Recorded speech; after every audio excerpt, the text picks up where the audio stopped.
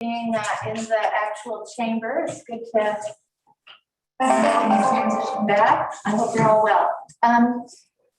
We've got several sets of minutes to approve. So let's begin with April 2nd. We have any changes, or I've got a few, but for the various ones, but I'll just check in with everybody first. Do we have anything for the April 2nd minutes? I have one change. This is Stacy. So on page 3, under the ECFR road access, on line 14, it says, Benefield said the committee cannot bank on the fact that a wildfire has not happened in the ECFR. And it should say that a wildfire will not happen in the ECFR.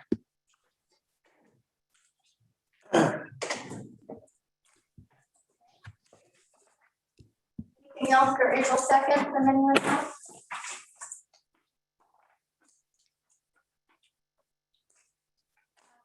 Had one, it is on the very last paragraph on page 4. And it looks like maybe a word was just omitted here. It's on line 1, 2, 3 at the end of the line. It says St. Dennis said he would maybe look into.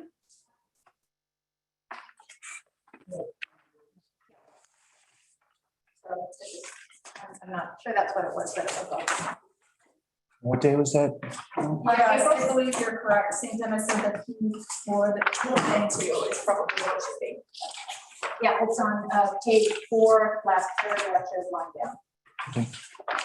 Okay, any other changes for April 2nd? Do we have a motion? I move to accept the minutes as amended for April 2nd. Second, Second. in favor? Opposed? Thank you. Okay, April 15th. Any changes or amendments to that?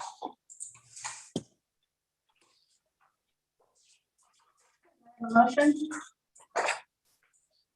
Oh, I'm sorry, I see one. I apologize. On page 4, in paragraph 1, 2, 3,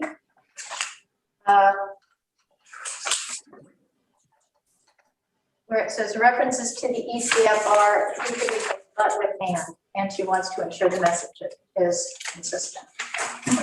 Thank you. Okay, so we have a motion for April 15th. I move that we approve the minutes as amended. Second.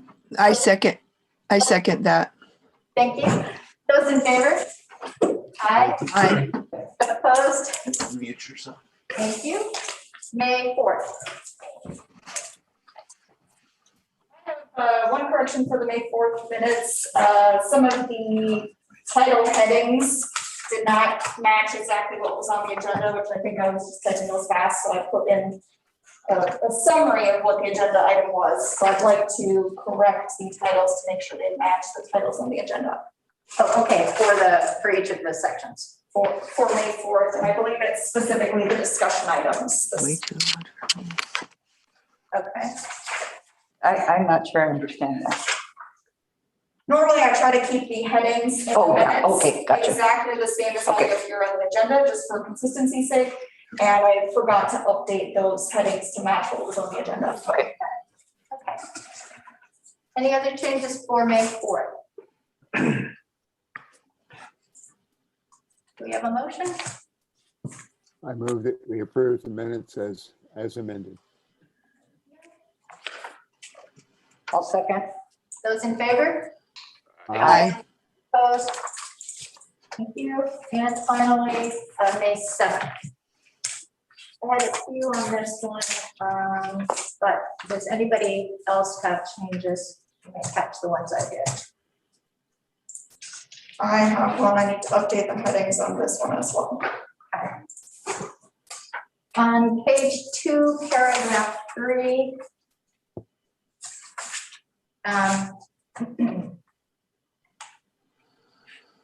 It says Sorensen said there are some questions. Can you change there are to she has some questions?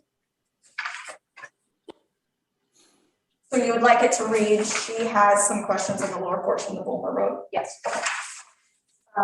And paragraph 8.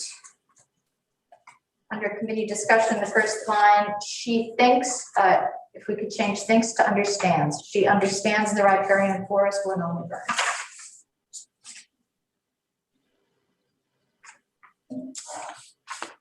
Eight. Changing she thinks to she understands. Okay. And then on page 3, paragraph 4.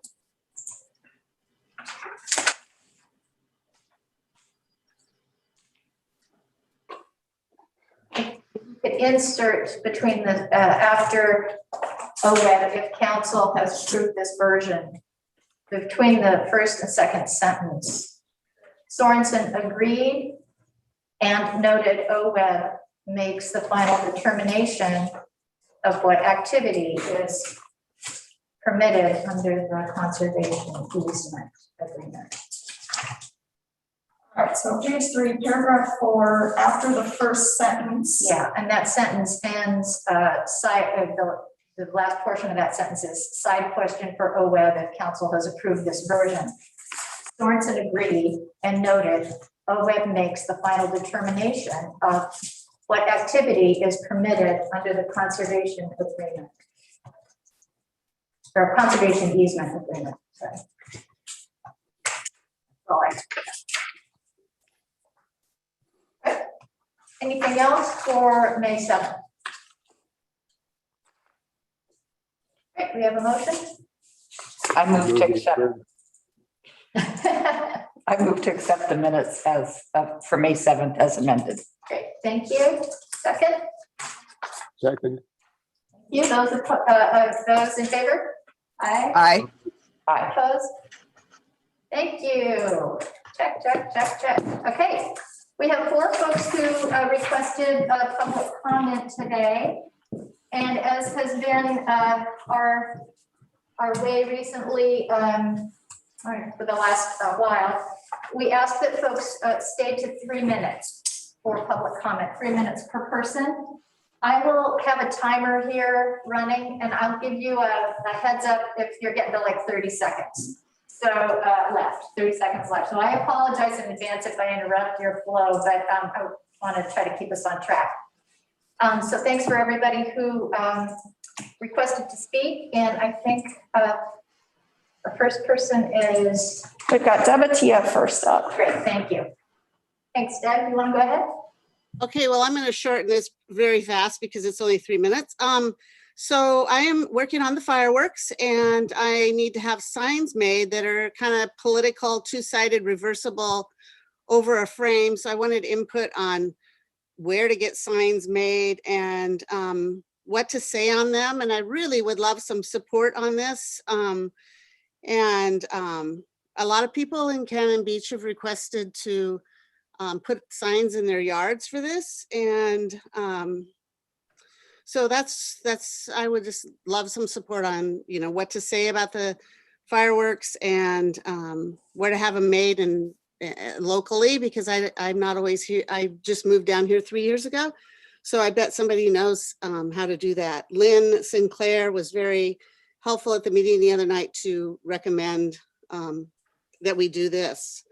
So I thought reversible, one side, no litter, the other side, no fireworks and the fines. So I'm going to be doing a big media blast on this. So I just wanted you to be aware and talk with you about that. And then Tabia is going to talk to you about North Coast Rocky Habitat and then signs with that. So I'm going to keep it really short. So if anybody has any input for me, if they can notify me, I have a Facebook page called Protect Cannon Beach. And that's what I am trying to do. That's my mission. So, and fireworks is a part of it. And the Audubon Society and all the supporters of Sea Life are behind me. Done. That's great. Wow, came in under time. Thank you, Deb. That's great. Is there any feedback on good places to get signs made, or is this something that would make sense to follow up with Public Works? So we'll see if we can get you some resources and. Are you just looking for some contacts? Is that what you're looking for, I Deb? want to get the most reasonably priced because I'm not sure when people put them in their yards, how we're going to cover the costs for all of that. And so, I mean, I'm going to have a certain amount made, but if everybody goes crazy and wants them in their yards, we just have to figure that out. And Okay. I don't have a lot of experience with signs, so. Hey, Deb, I'll call you and give you some options, okay? Great, I sure appreciate it. And And just for on a side note, if customers in this community are gonna be putting signs in their yards, make sure that it's on their property. It's not out in the right of way, because we have that issue with political signs when those get displayed. you got it. Great. Thank you, Deb. You want my phone number? I've got it. Okay, good. All right, thank you. Okay, next up. We have Tabea Gosen. I'm trying to see if she is on our call here as a participant. She is there somewhere. Yep, it looks like she's muted. Oh, there she is. There, Great. and she's not muted. Okay. Good morning. You ready to go?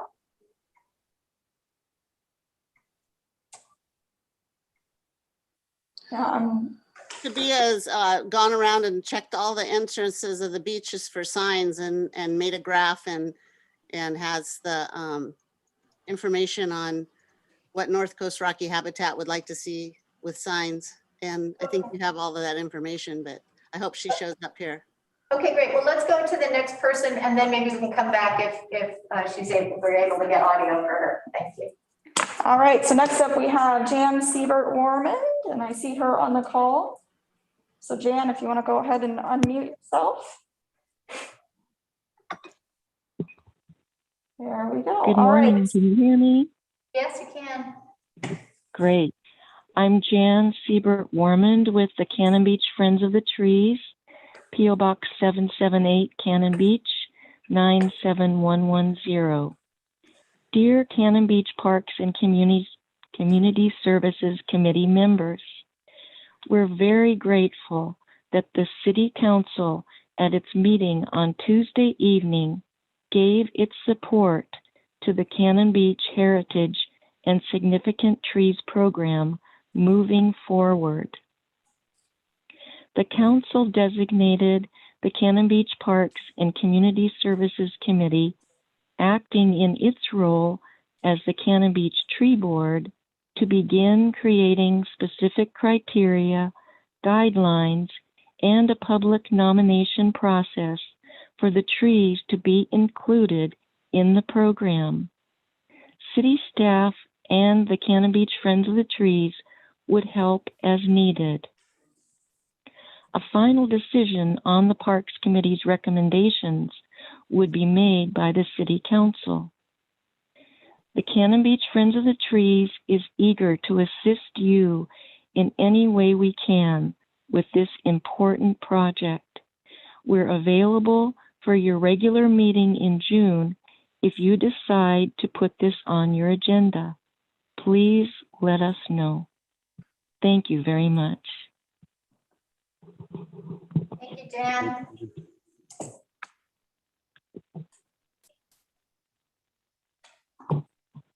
All right, so the last public comment we have is Scott Recate, and it looks like he's on the phone or on Zoom, I mean.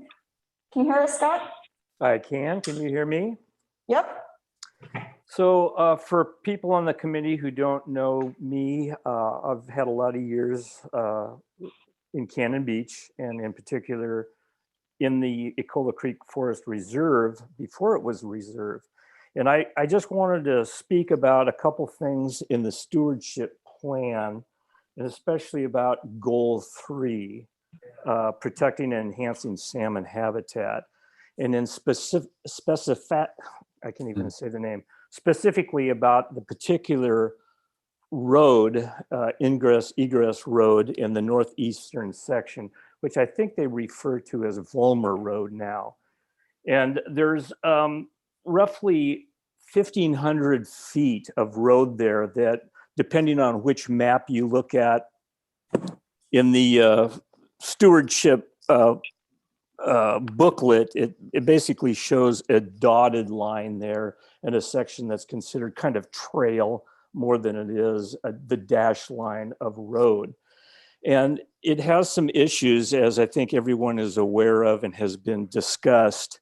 And I believe there's a red dot area on a particular map that was in review that they describe as a landing area for firefighting equipment, et cetera. And anyway, this road I've gone up to and measured in several areas. And it basically, there's some areas that are no more than 10, 11, and even 12 feet wide. Anyway, there's going to be a lot of spoil removal and grading that's going to happen there. And one thing that I don't think people are aware of is that ODF&W, they send out someone to survey that area along with all creeks and streams that have fish in it up and down the coast and inland in Oregon.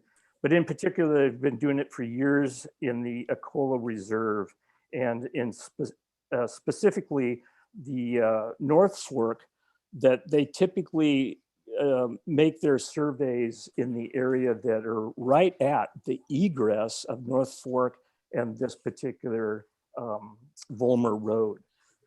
And it just so happens that Katie Volke's husband has done all of the surveys from October of 2020 Got about 30 seconds, Scott.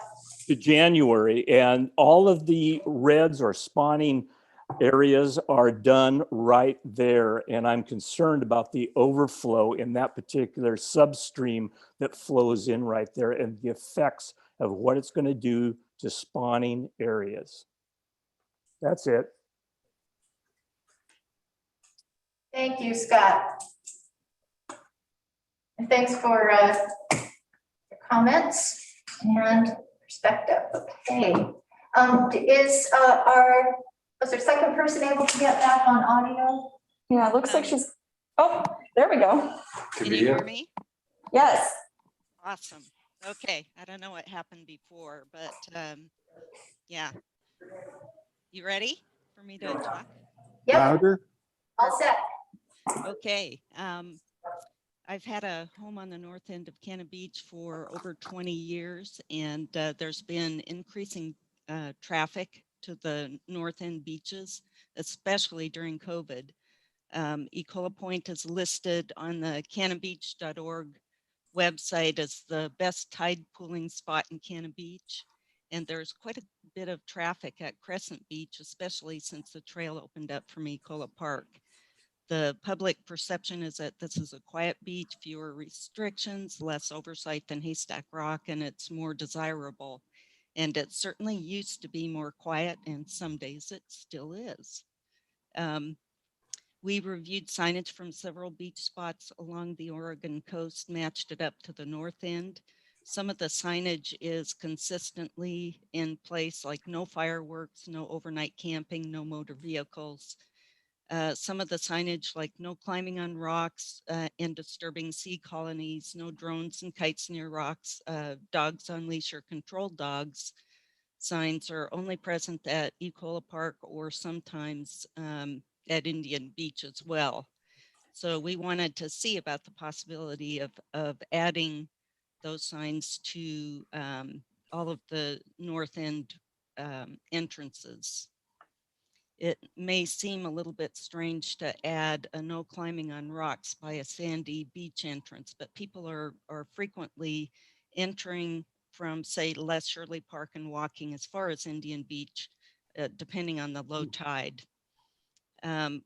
We had another person recently that was badly injured by an off-leash dog, and we want to acknowledge this as a reality of being on the beach. We routinely hear and understand that there's no labor available to ensure compliance with the law, and so we're requesting signage for that reason. This goes along with Deb's theme of a safe zone for people pets and wildlife. Thank you very much for your time and consideration. Thank you very much. And we have those materials in our packet for review. Thank you. Thanks to everyone who took the time to speak today and for the materials and all of your considerations. We will follow up. Okay, monthly state of the parks. Hey, Oh, yes. this is Kurt. Good morning. Before I do my monthly state of the parks report, I'd like to just follow up to Bia's comments for a second Yeah, sure. for the committee's sake. Yeah, please. And Cannon Beach, we're talking about north end of Cannon Beach, beach access signage. Just so you know, there's 5 beach accesses on the north side within Cannon Beach's jurisdiction. This looks like the signs at 2 of those 5. And of course, Cola Park and Indian Beach are state park jurisdiction, not the cities. Okay, this is my monthly report. Because of obviously the time of year, most of our efforts are landscape maintenance, a lot of weed eating and blowing and mowing. Getting ahead of things, until they slow down in July. We're wishing we had more rain. Okay, as far as what happened in the last month, we have repainted the helmets required signs at the skate park. There's 4 of them. They're spray painted on the deck, and they were worn off, and the police asked us to put them back in to help them do their job. So that's been done. The flower baskets arrive tomorrow. They should go up next week. We're about to start reconstruction of the Sitka beach access stairway. Well, the whole access will be reconstructed, and we hope to have that done before the end of the fiscal year. Yep. I think materials are gonna start arriving this week. I've seen some activity down there. We also got the green light to do an in-house improvement to the Orford access. It's a little steep ramp that goes down to the beach that's got gravel that won't knit. It's too steep, and we're gonna just do some natural big stone steps. We plan on it. It'll be kind of a fun project out of the public's way this summer. Let's see, we spread new chips on the little trail through Nacoos. I talked with the director of the men's soccer league, and they're gonna start their regular season next month. He wanted to know about restrictions or protocols, and I explained that they need to monitor themselves when it comes to masks, like distancing. They're in charge of themselves. We provide the grass and the nets, and they can go for it. And finally, I think next month, the new basalt bronze interpretive plaque monuments pieces are going to be installed at Nacoos. Dick Bash gave a presentation to the council the other day. It would be the Lewis and Clark Trail Association and the tribe and the city involved in that. So that would be a change at Nacoos.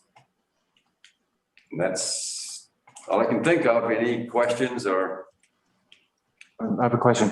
Soccer is going to be Wednesday night? Wednesday nights is traditionally soccer night, like 4 o'clock till dark. Wait, and that's fine. It's just, I think it's every other Thursday we're doing a concert series, so.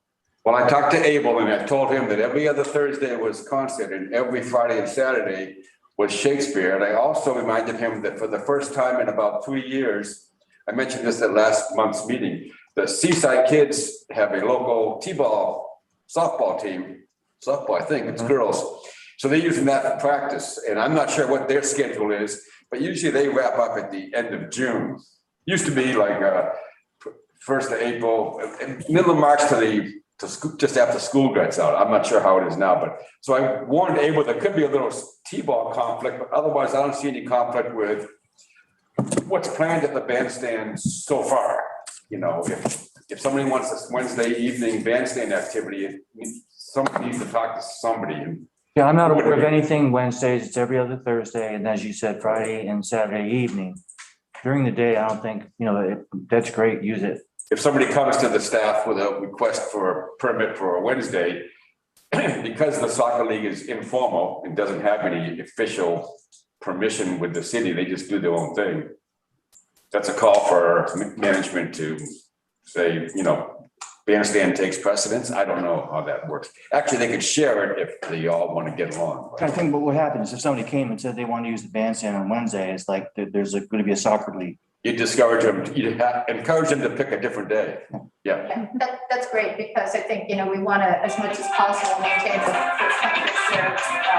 aspect of parks. And if people feel they can just circumvent that with a permit, or using that the. And Trev, so established the there. goals, things like that will be out of the way by Thursday if they play on Wednesday? They're always out of the way. Yeah. The bandstand in the soccer, the bandstand area and the soccer area never. And the softball Commingle. league is gonna be Softball. on the softball field next to the chamber, so I don't think that'll. Yeah, no, that's fine. Yeah, a softball game and a concert don't Yeah. conflict with each other. The skate park's operating, the playground's working, the basketball court's working. It's the soccer league that takes up the most physical area because the soccer fields are big. Yes. Okay. Great, thank you. All right, great. I got something. Just be aware that Friday, we're gonna be moving the lifeguard tower into position out on the beach. And then the 27th of this month, we're gonna be installing a semi-force for the summer. Okay, Great. thanks. Thank you. Okay, we've got a couple of tree removals. Any questions or comments on those? Hazard trees. Okay. Ecola Creek Forest Reserve. All right. For those of you who are able to either attend or watch the council meeting on the 11th, you'll be up to date with where we are. What we have before us is actually some areas of agreement that I think there's been movement on both from staff and the committee in terms of routes. The primary question now is that lower section of Bulmer, of what is now being called the Bulmer System Road. And I'd like us to focus there. What we need to do today is come up with our final, the language or the final recommendations that will be put before council on June 1st. I will do my best to get a draft out to, after our discussion today, to get a draft to the committee before the end of this week, so you can at least see that over the weekend, provide some feedback. We just need to make the deadline for the council packet with whatever our final materials are. I don't think we'll need to change the majority of what we have here, but there is this one area. So you may all have, I've been giving this some thought. I haven't thought about how we might approach it, but I'd like to hear from the committee first. Our initial recommendation was having no access or maintenance on that dotted line section for the reasons we've discussed. Another more, and as was also noted by one of our public speakers this morning, brought that into focus also. Let me just go around and see if super folks are on this following the council meeting. And if you have either specific suggestions or input on how we might approach this, and then I'll share my thoughts about what I think might be a way forward with this. So Barb, you're right here next to me. Can I start with you? Sure. In the proposal, I think we need to make sure we are consistent with the road names. Yes. So we need to make sure that that gets changed. And comment I have at this point. That was one of the things on my list. I think we can come back to that. I'm hoping we can kind of get to the content of this one piece, which is kind of that difference between the upper and lower Bulmer Road.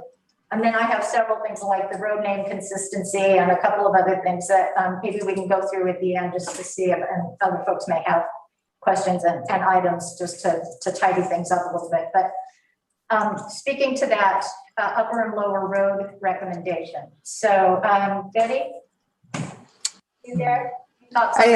I'm here.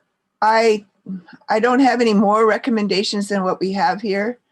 I was interested in what Scott was saying and whether that will impact what we decide.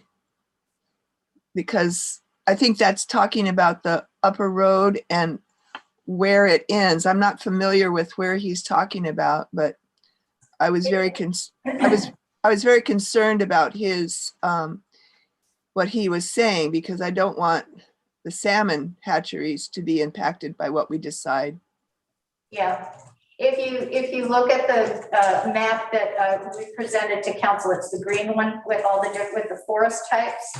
And when Okay, you look at that Bulmer Road, the upper part of it is a solid line. And then after, there's kind of like a little horseshoe shape, a little round shape, and then it becomes dotted line down to the power line. And it's that dotted line section going down to the power line, if that is in question here. There's like a 6-foot rise on one side of the trail, and there's a 9-foot drop right down to the North Fork on the other side. So that's the section that we're talking about. And I think what Scott was speaking to is to try to make that into a road again is going to mean tree removal and a lot of dirt and a lot of, excavation. So that's the question. So that's the section we're talking about. Anything else you want to add related to that? no, that's it. Thank you. Okay, great. Let's see, Les? Thank you, Jelaine. So I think in my mind, the whole question, it revolves around the potential impact to the ecosystem in that specific area versus what's clearly an important need to access that power line. And I'm not sure how to make everybody happy with that. I don't know whether there are, I don't know how much damage is going to occur to the North Fork to improve and maintain that road. I don't know if there are any other options to accessing that part of the line from besides this road. I know when we toured, we parked up at the just off the reserve and looked down along the power line from the north side, the Bulmer side. It looked awfully rough to me, but I wonder if there are any other options beside that lower road. It's just a conversation that I haven't overheard, and I don't have any answers, but I think I understand that the problem is weighing the relative merits of those two things. And, I'm struggling with the right balance. So that's all I've got. Okay, great. Thank you. Yeah, I've got a thought that may speak to that, but we'll come to that in a minute. Thank you. Let's see, Stacy. I am still of the same opinion I was when we talked about this last. I believe the city's plan is a good balance. And Barry will be taking a look at everything that happens. And I trust him, and I trust that he will do what needs to be done to keep the reserve protected, as well as to keep the citizens of the city protected. So I would rely on Barry's judgment on that. And that's all I have. Great, thank you. All right, and Bob? I'm taking Scott's concerns very seriously. I agree with Stacy that I think we correctly have a lot of confidence in Barry.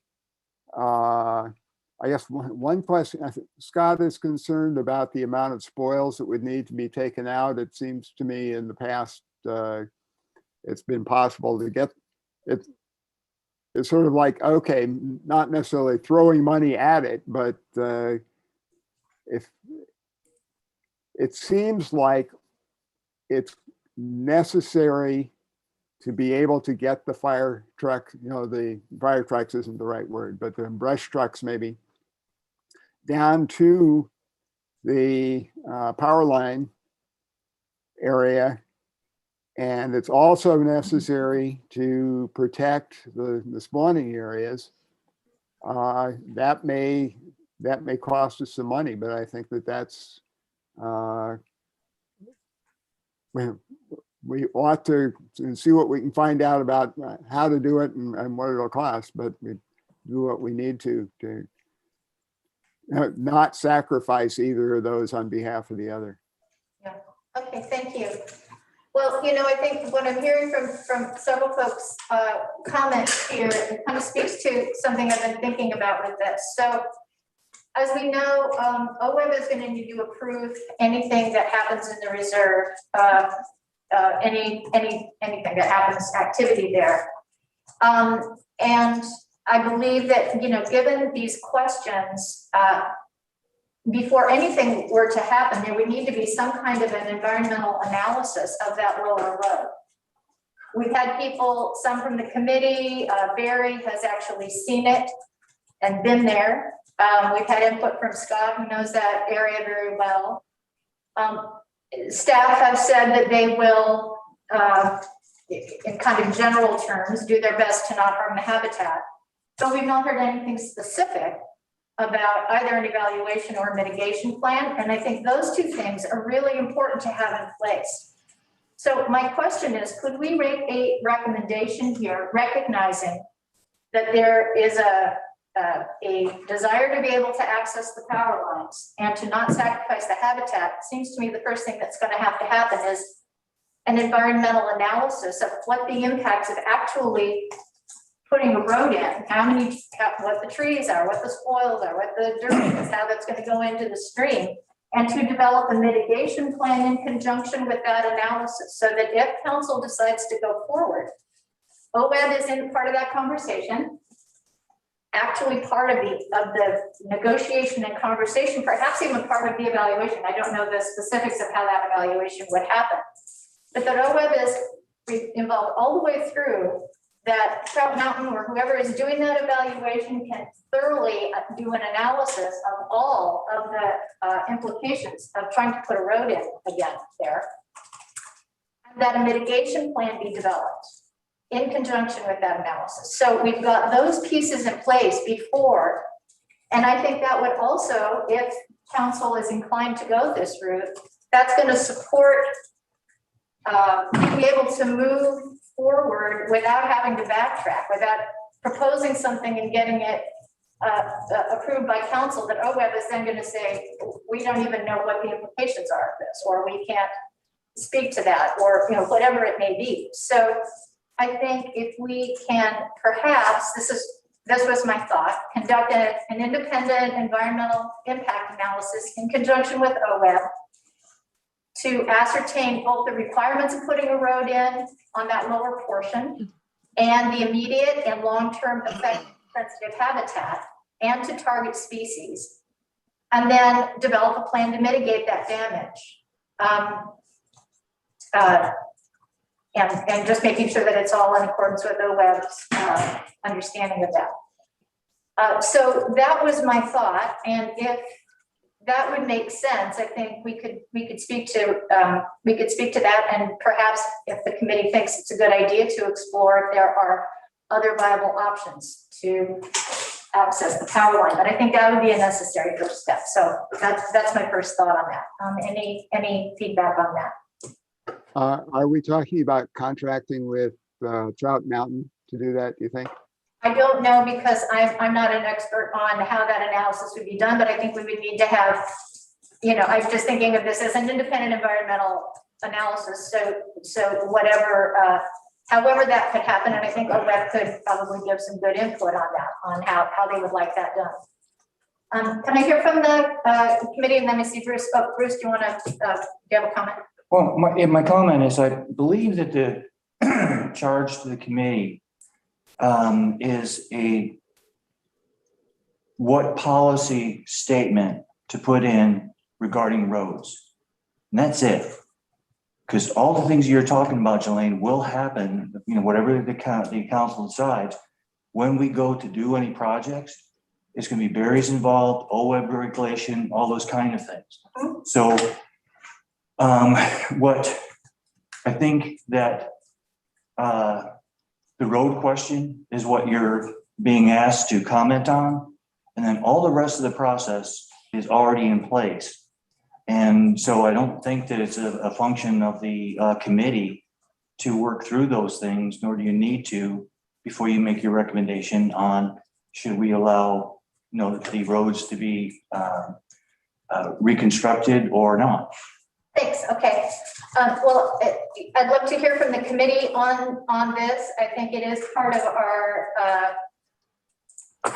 it does fall under our responsibility because the city is looking at this through the fire protection piece. And we have a broader environmental protection concern that we need to address. So I think in being able to respond to staff's proposal for a road where we clearly recognize potentially competing needs or desires on one section, if we can make a clear recommendation for what we think needs to happen on that contested piece, then everybody's clear that that's going to happen prior to anything else being started, and OWEB will be in the picture. So that was my thinking on that. But I'd love to go around and OWEB will definitely be in the picture. They are the regulator. They are our partners in this.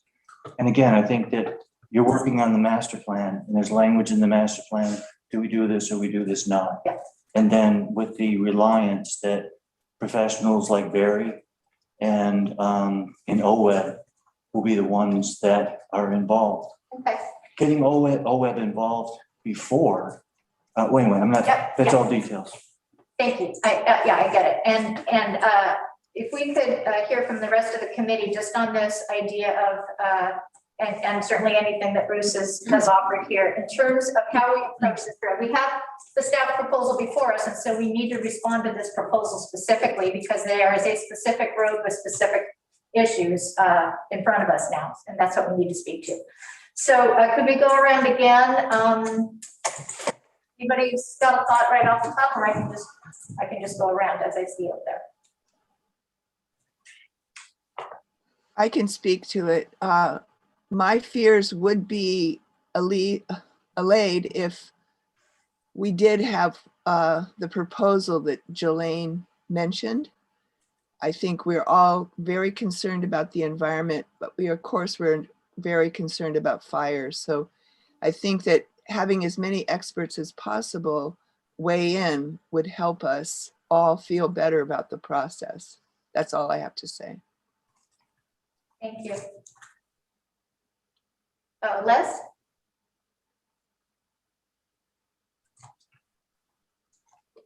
Oh, I think you're muted, maybe. There we go. Thank you. Yeah, so I completely agree with Bruce's position that the city and the city's plans have a process that's going to steer us to doing the right thing. From a personal basis, I really have struggled with some of the trying to understand for myself exactly how much damage we're talking or how much cost we're talking, or, I'm an engineer. I need numbers more than I need arm waving. And so I would love to have more detail on exactly what's going to happen on that lower 1500 road. But I believe Bruce is right. I think that if the council elects to go down the last 1500 feet, that it will be done correctly. And I think we should believe that. That's all I've got. Okay, thank you. Let's see, Barb. I sincerely hope that the city will follow the expertise of our partners. But I also do think that our committee has a responsibility as the stewards of the plan to make sure that it's done. And I feel that this committee will be monitoring it very closely. All right, thanks. Let's see, Stacy? Anything to add? Not really. I agree with Les. I believe the city will do what they need to do and follow proper procedures and make sure that the area is well cared for, as they have since it became the reserve. Okay, and Bob? Maybe muted. Nothing more at this point. Okay, great. So we could take a vote on this. It seems like we're maybe split a little bit about this idea. What we need to get to today is actual language. What we have said currently in our first draft is to prohibit any kind of construction on that lower section. Now, this proposal I just put forward is simply saying that there needs to be an analysis of that and an actual mitigation plan put in place, which we've not seen from the city. They have talked in general terms, but we haven't heard anything about a proposal for analyzing the damage and quantifying that, and then how they're going to mitigate it. You We've heard general terms about that. So that's the reason for that. But I also hear folks are saying there is a process for that. And we can take a vote on that at this point, but we do need to come to some kind of action, some kind of language that's going to reflect the committee's May I make a range comment? here. Sure. Make a comment? Yep. I don't believe that the committee is the entity to review the city's environmental plan, the work that's going to be done. I think that this will probably be done either under an agreement or a permit from OWEB. And we will work to make sure that all the requirements are met. That's how we're going to do things. So, and there's also what you're suggesting is that there is a process for when the city applies to do some work in OWEB. It deals with the easement. And what we're doing is kind of going around that to get the information that, again, is not yours to decide. So we're kind of looking to, to do it twice. But I think it's important that your position is to make a policy recommendation on what it says in the plan. And then the council will go ahead and decide ultimately what gets submitted. And then everything after that is between the city and OWEB. And we are going to do a really good job with this.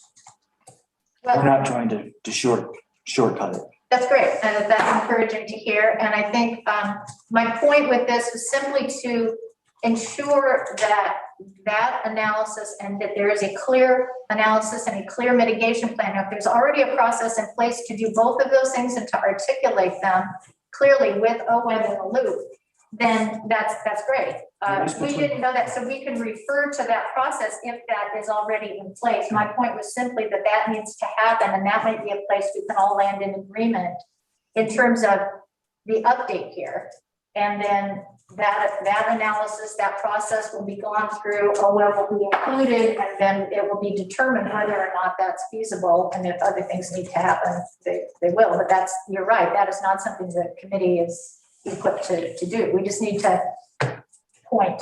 So I don't know how much more we can assure the committee, but we're already saying that we will have Barry do the design, do the inspections, everything going through that.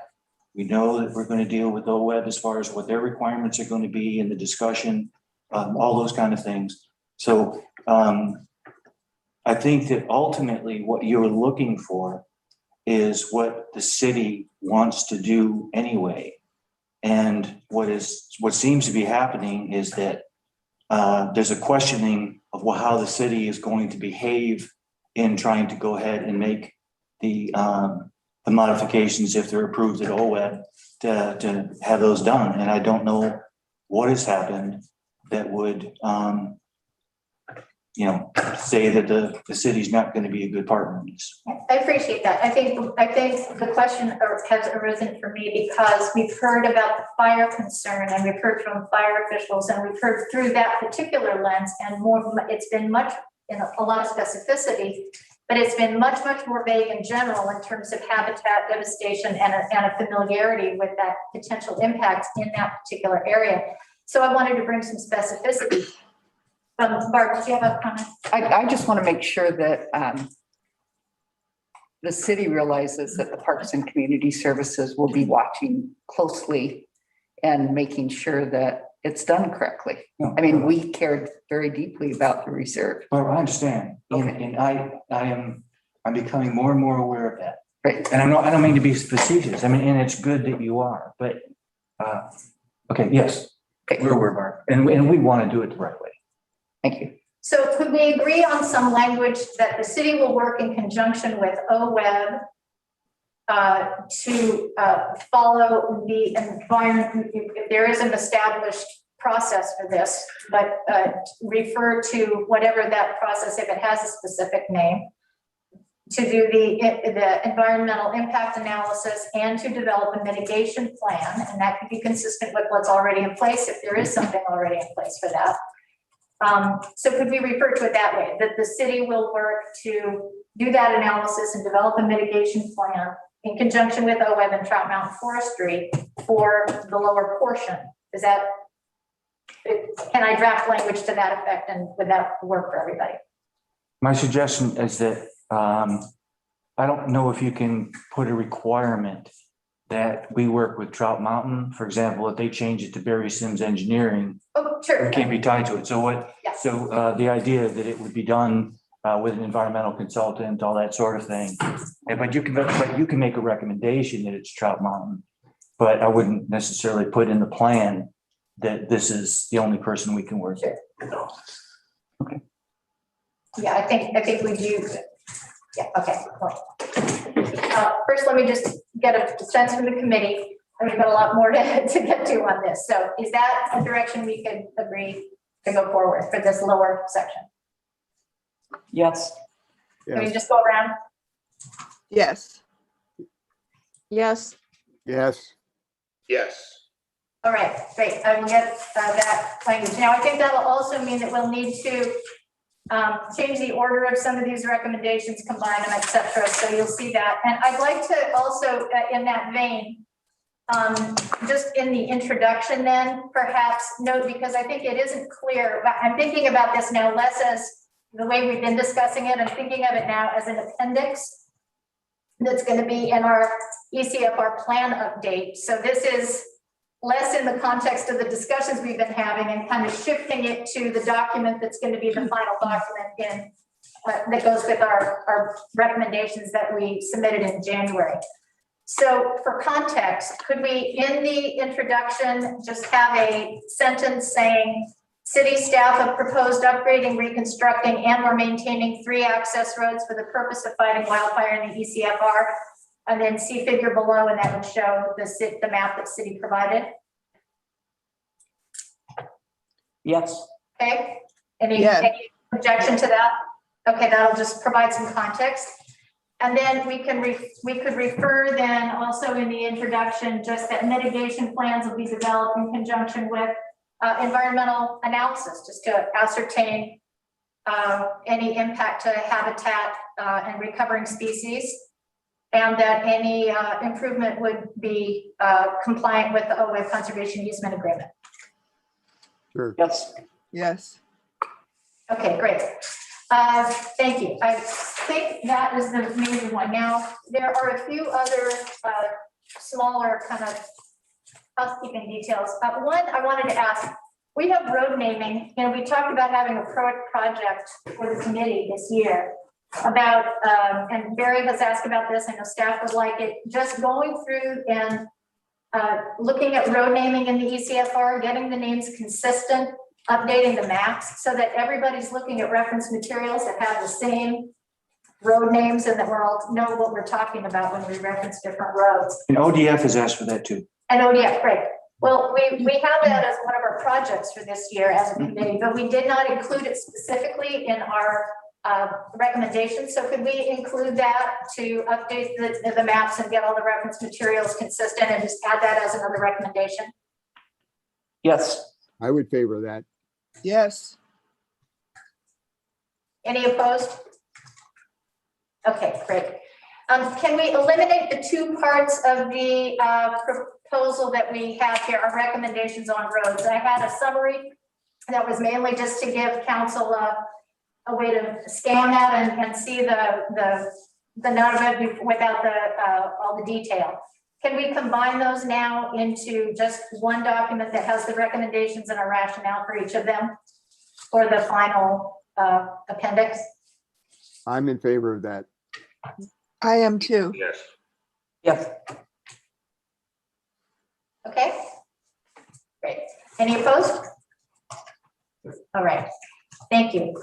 We now have a third road. Can we add the Warren Road? I'm calling it Warren Road because that it was referred.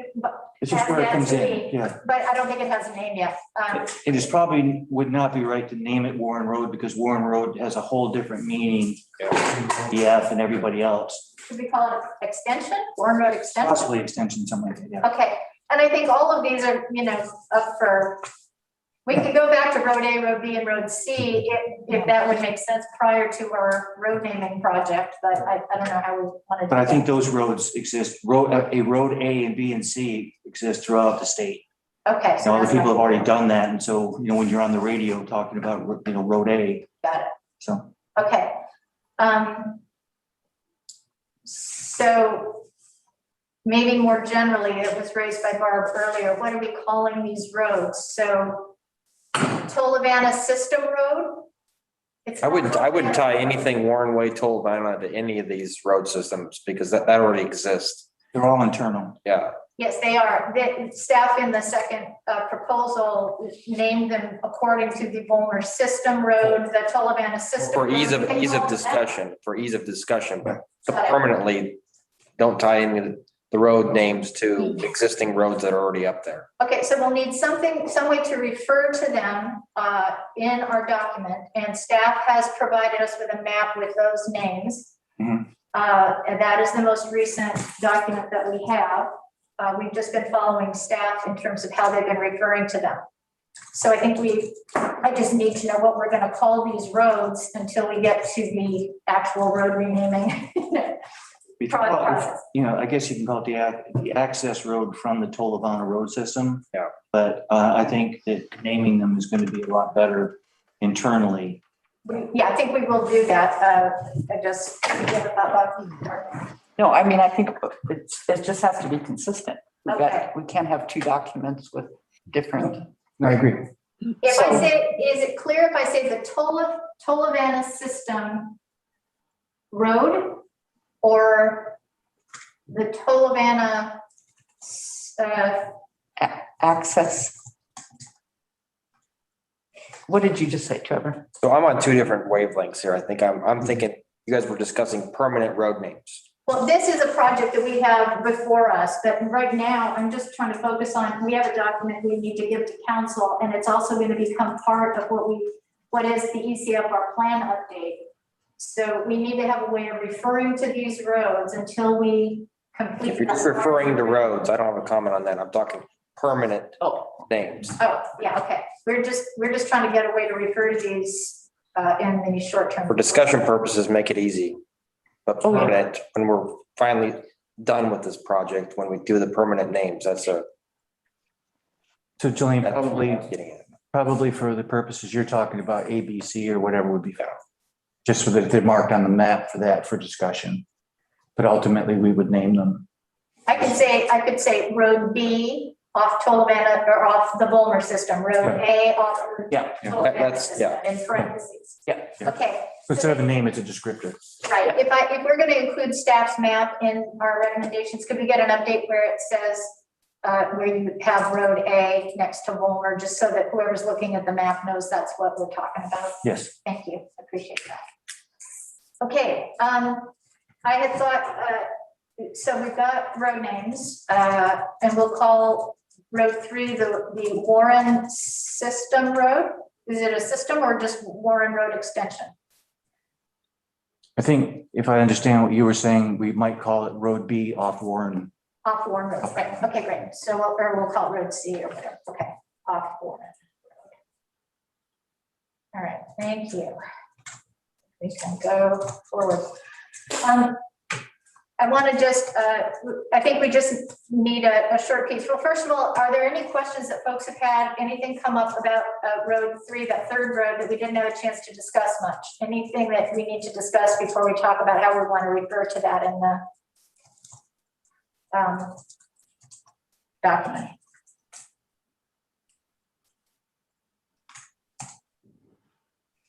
Okay.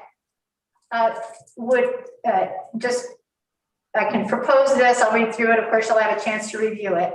Clear and maintain short section of Warren Road extension or Road C off Warren Road for the purpose of fighting fire in the area south of Elk Creek Road near the Springs. That consistent? Your understanding? Okay. Yes. Where we're referring to roads, either in each reference or more generally, staff have requested 14 to 16 feet. And then council also reiterated that they would like that to be maximum, stated as maximum of 14 to 16 feet. So I can include that at each reference to a road. Limit road width to minimum necessary, no wider than 14 feet with maximum of 16 feet. If need can be demonstrated at specific locations. So the norm would be 14. If there's a specific area that needed 16, you'd identify that and clearly why. Yep. How does that sound for everybody? Good. Okay, thank you. All right, let's see.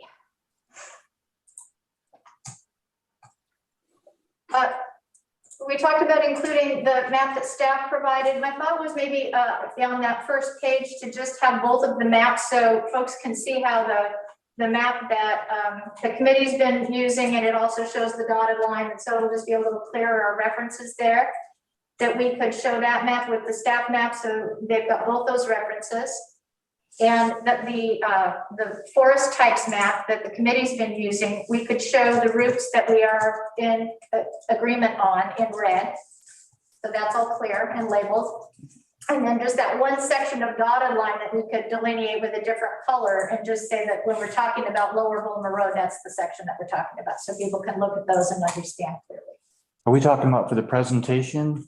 I'm talking about for the document, you know, what we're going to submit to council, just so we've got both of those visuals, because both have been referred to and they provide different information. Yeah, we'll call that the presentation. Yeah. Okay. It'll be But there should be one map in the update. In the final. Yes. Right.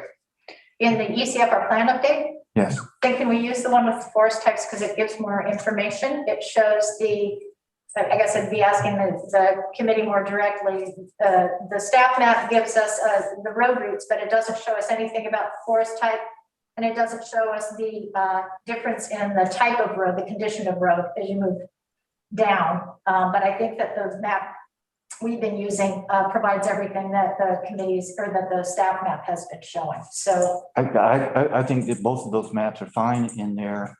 I think that showing one that, you know, shows current conditions of the roads, which is the one with the dots and all that kind of stuff. And then there's the road recommendation,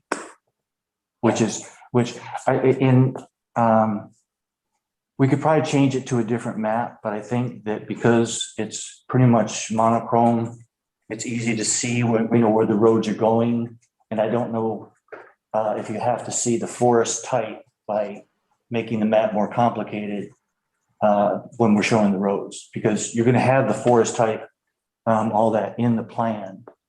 So I just want to make it whatever format we use, that it's the easiest to go ahead and identify the roads and that sort of thing. I mean, I'd rather see something with contours on it than tree types when you're dealing with roads. do you have any feedback on the maps from the committee?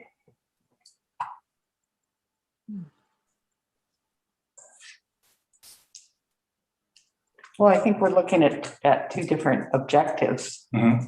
And so having both of the maps, to me, that makes sense, but in different sections of the plan. I totally agree with the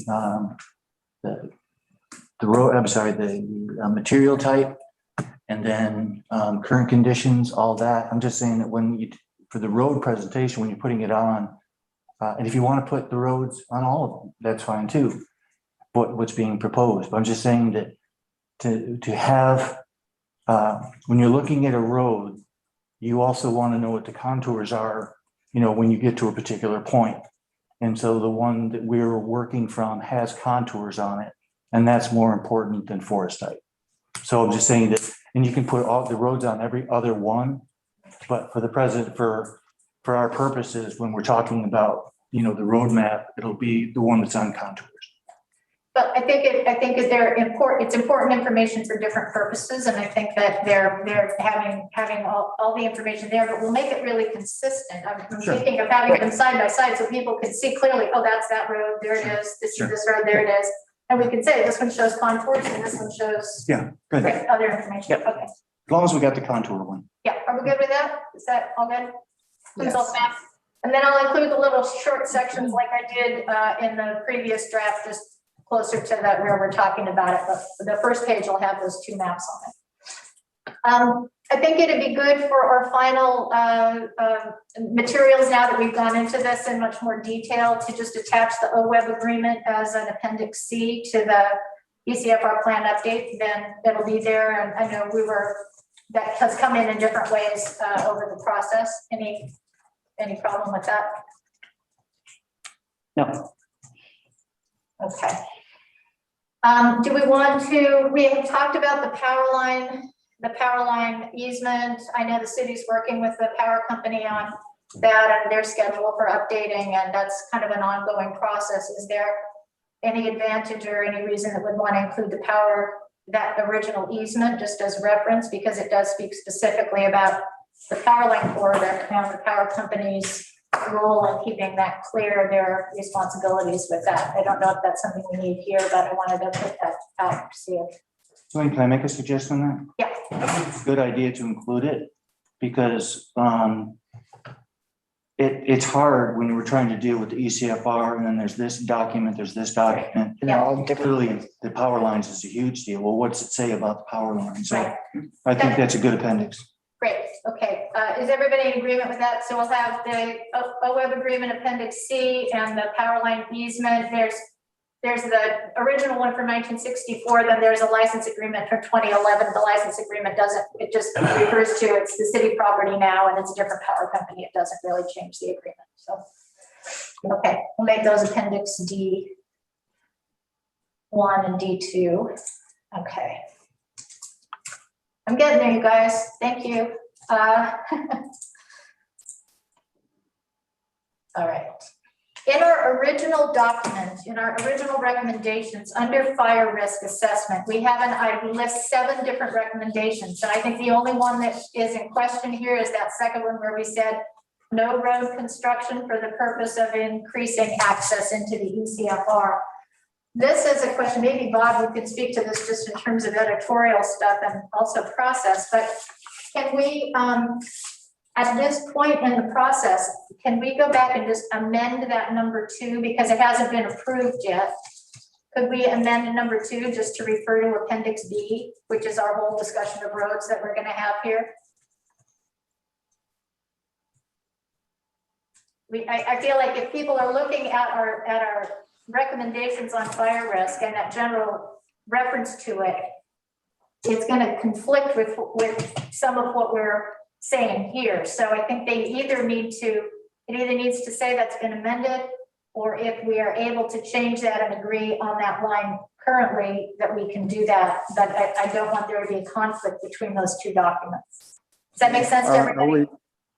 Are we looking at part 1 recommendations summary? No, I'm talking about what the materials that we submitted to council in January, and that was the updated ECFR plan and our recommendations. And I have that here, I just need to find it. In our recommendations, we made 7 recommendations about fire risk. Is this?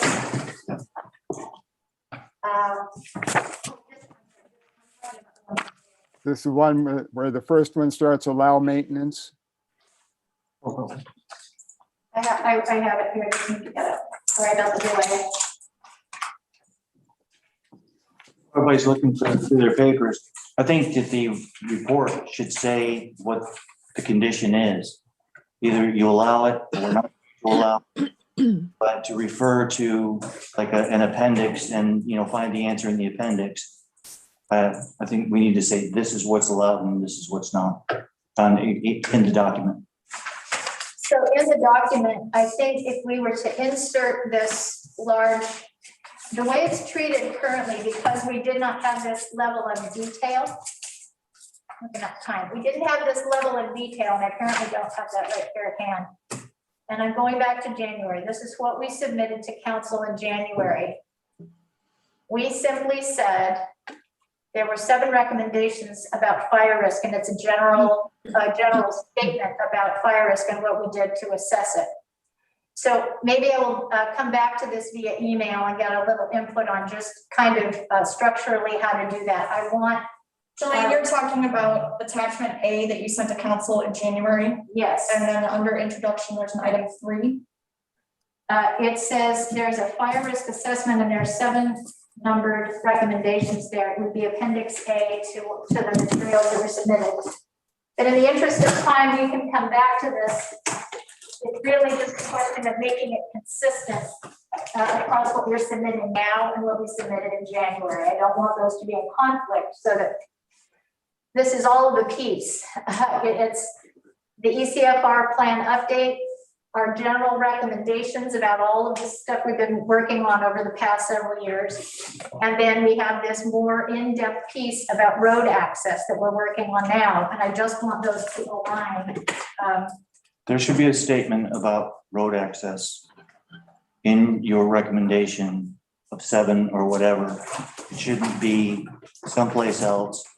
And if the recommendation is not the same as what you did in January, then what you did in January is no longer relevant. It doesn't go into the report. It was been discussed. You decide how you're going to go, what your recommendation is going to be. So it's currently reads under the 7 recommendations, number 2, no new road access or road construction, see road survey number 12. Yes. So you're thinking that needs to be updated. That just needs to be updated, and I can draft something and send that to you, but I'm just speaking in terms of, at this point, that has not been approved by council. It's been submitted, but that generated this whole process we've been in. At this point, can we just amend that line? I don't think we want to insert a 4-page document there. I think we just want to refer where you find the specifics about road access in ECFR. Even if it says something like road access or road improvements will be allowed as shown on map such and such, or road improvements to fight fires will be are allowed within the ECFR.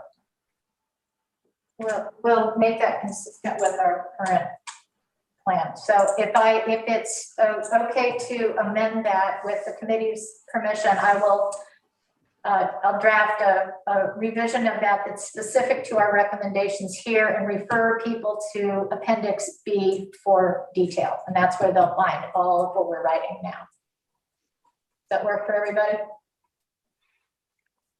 Are you talking about including the with all the, when you did the massage on the paper, is that including all of the arguments against what the recommendation I'm assuming is finally going to be? Because it sounds like there's been some agreement that doing the roads correctly for the sake of firefighting is now the recommendation. There's no, if I'm understanding you, Jelaine, if you had made an argument against it earlier, I don't know why that would be included in the document now. Yeah, that's my point. I just didn't know if at this point we can go back and revise something that we had already submitted. Sure. Okay, so we're going to revise that line. I will make it as specific to our current recommendations on roads as I can, and I will make a reference to this appendix because there are pages here that I don't think we can insert at that introduction. I apologize, I misunderstood you. That's okay. I appreciate that was clarifying. I appreciate that. Yeah, and for anybody not looking at the document from January, the recommendations, those 7 are 1 sentence each, yes, and they do refer to other portions of the document. So those are very concise. Yeah, thank you. Okay, that's I was getting at that. We talked about adding road naming. We're going to combine this into one. I think those were all of my questions and items here. Does anybody else have anything that's come up since we started talking this morning on this? No. No. So just to conclude, I think, there's a lot, but this is all, of course, contingent on OWEB's agreement, but if OWEB approves the general, the outline of, and the plan here and the recommendations, even as that analysis on the lower Bulmer Road is going on, even as that environmental work is going on and figuring out and developing a mitigation plan, the area of the springs, which is of really high concern, and staff has really emphasized that. I think, the Tolovana related road is, workable right now. If anything needs to be cleared from that, it can be. We can address that third little spur if that needs to be done. Putting gates in that have been recommended. I mean, I think there are steps that can be taken in the short term that is going to improve the concern about firefighting, while that there's the little spur road that we talked about down to the upper Bulmer. But the lower Bulmers really can be being assessed through an environmental lens, and it doesn't mean that everything has to be on hold, assuming OWEB takes a look at this and is okay with it. Mhm. Okay, thank you all for your patience and input from everybody, staff and committee. I'll get you a draft by the end of the day tomorrow to consider over the weekend. Community grants. So we have our community grant presentations next week on the 27th. And it will really be helpful to the applicants if they can get any questions we have for them in advance. Kelsey will pass those on. And then they can come prepared with answers. So they're not presented with those on the spot. I had a few, but I'd love to hear from other folks as you've been looking through the materials. Are there specific questions you have for specific organizations? I have none. I have none.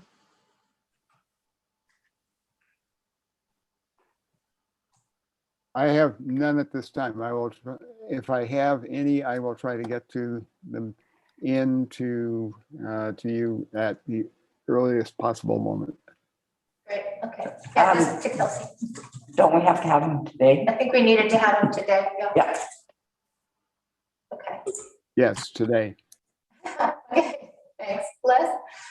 So I think I do have some questions, but I have more of a general question. This will be my first time to have gone through this process. And are there any rough guidelines, preferences that need to be honored in terms of how you view some of these things? So let me expand on that. I kind of took the data. Again, I'm an engineer, so I split it up, and some of it is strictly for operating costs. Some of it is for very specific, what you could call capital projects. Some of it is, for assistance, like the food pantry, that kind of thing.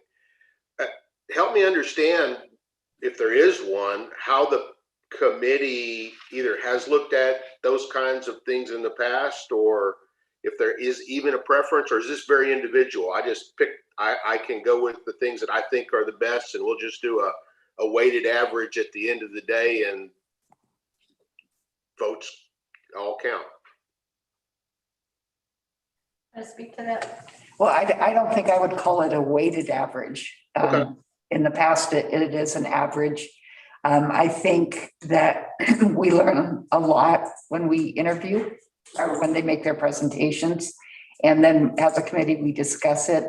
And there's no very specific guidelines as to whether it goes for operating or capital. It's where the needs are. And those needs change. Obviously, they've changed a lot in this last year. And, we just do the best we can with the money that we generously have. Does that help? No, actually, that does help. So I do have some specific questions, and I'll send it with. I'm sorry, you did or did not? I do.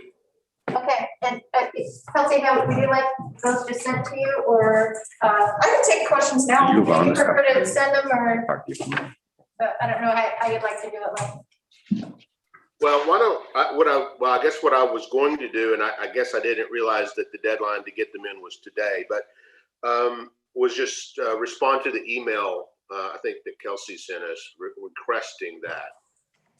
That's acceptable. So I just as soon put it in an email and send it in. okay, that's great. Oh, But can we have a clear understanding when is the deadline?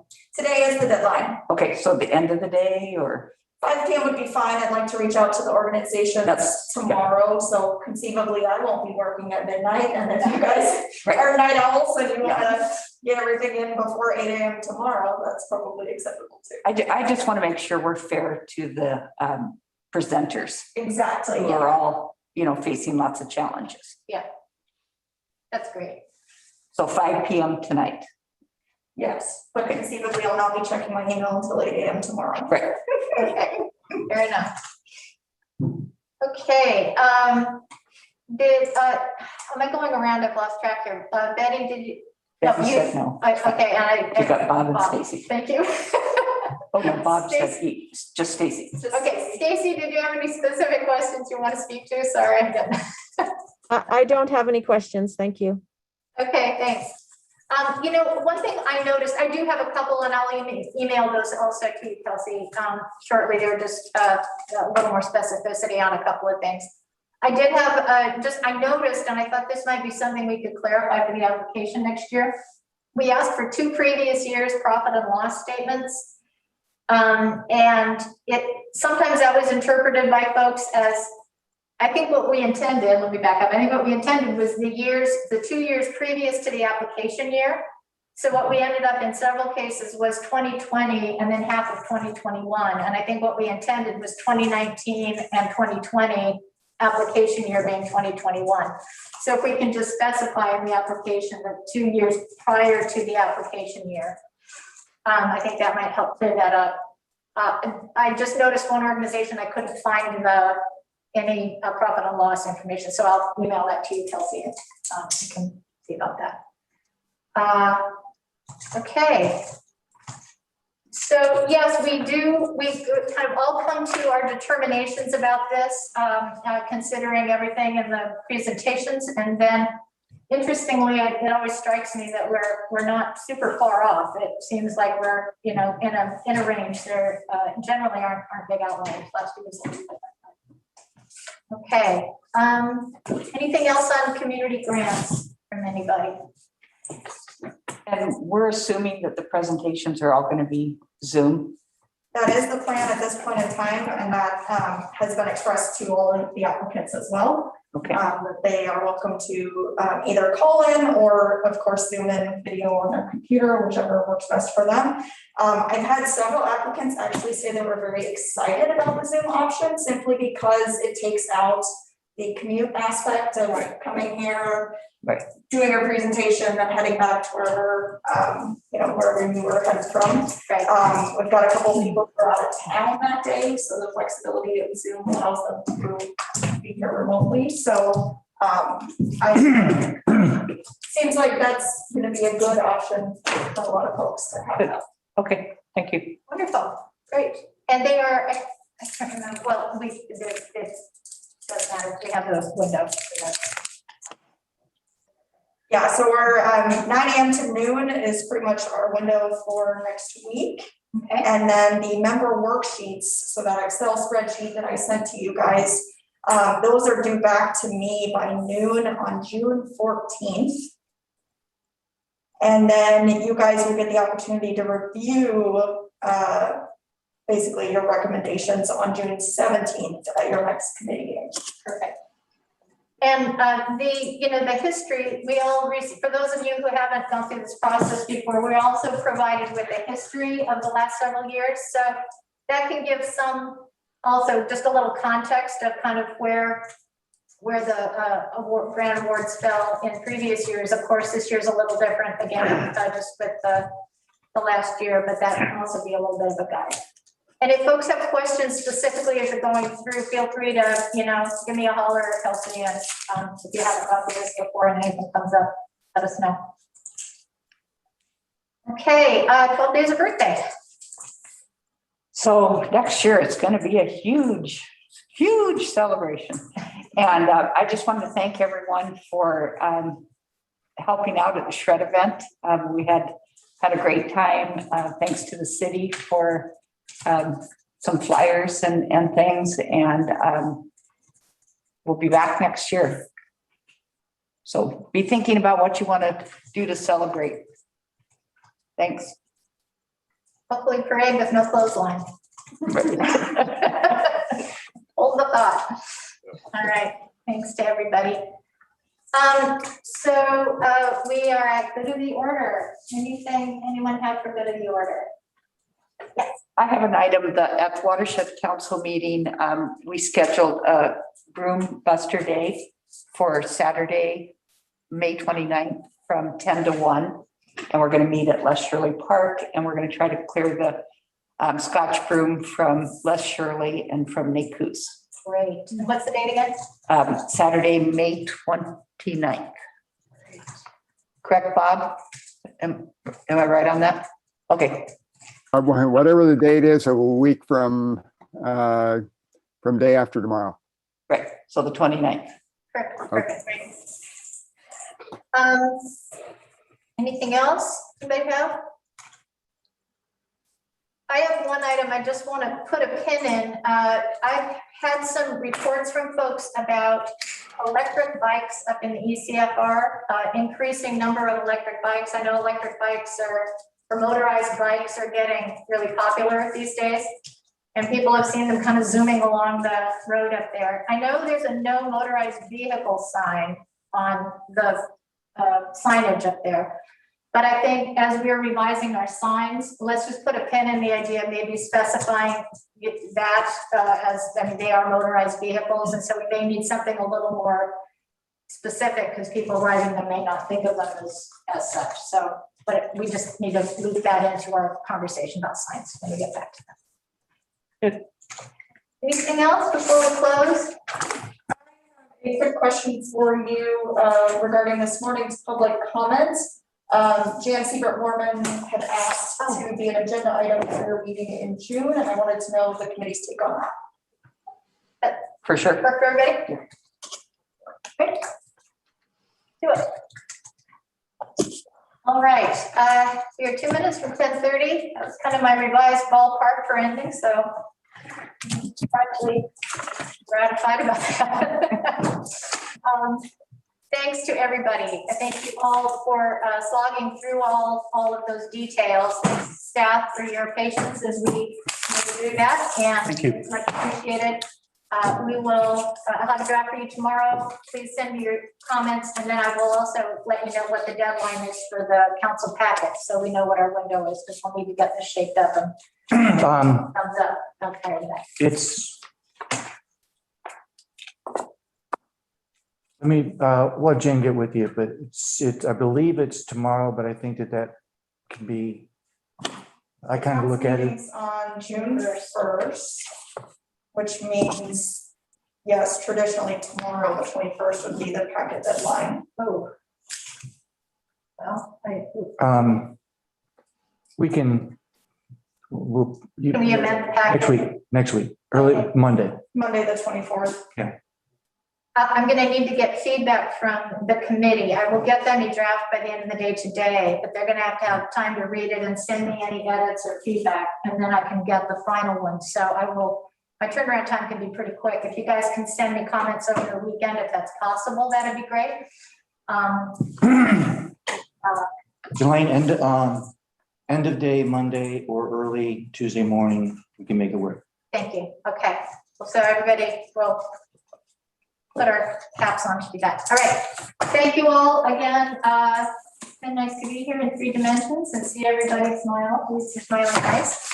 And we're going to be working towards, allowing people to come in. It's not the time to make it when we were still in high and now we're moderate. Yeah. We want to get to a certain level. It's my understanding we're still in high until next Thursday. Yeah, it's a week and a week. Right. Yeah, Yeah. it's fun to 2 weeks. But even with that, we're not going down to Low. time. Right. I think it's important. It's not over. All right, folks, I'm gonna go get on my typing fingers covered up. So, what's that? We are adjourned. Yeah, sorry, I said that. We are. Everybody a week from today for